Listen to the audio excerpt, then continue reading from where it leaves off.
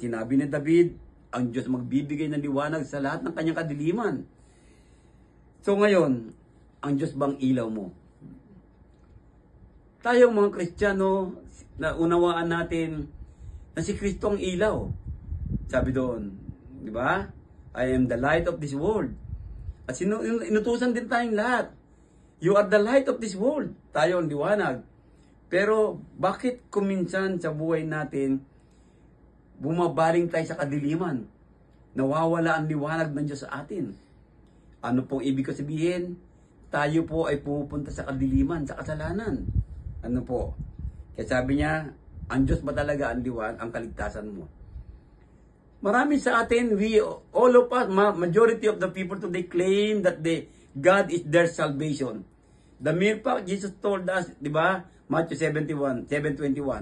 Not everyone calling me Lord, Lord shall enter the kingdom of God in heaven. Pero, lahat tumatawag. Everybody is claiming that God is their salvation. But everybody obey? Everybody trust the Lord? Everybody believe the Lord? Tingnan niyo po, ang ganda ng katanungan na yan, na binabanggit. No? If you believe that God is your light, if you believe that God is your salvation, why are you afraid? And the question here of David, sino ang katatakutan ko? Kanino ako masisindak? Of whom are we afraid? Marami ito po. Yan, sa buhay natin lahat.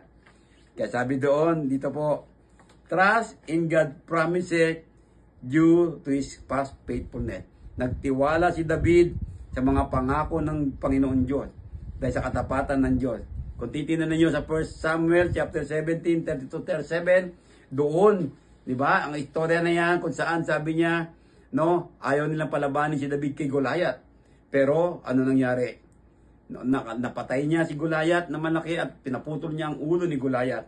Kung titingnan mo, sabi nang dumating sa akin ang mga manggagawa ng kasamaan upang kanin ang aking laman, ang aking mga kaaway at aking mga kaalit.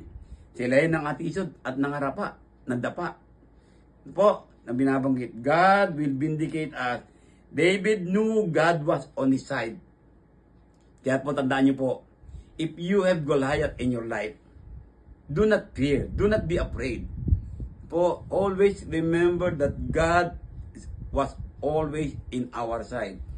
God was on David's side, and the same time today and tomorrow and forever, God is always at our side. And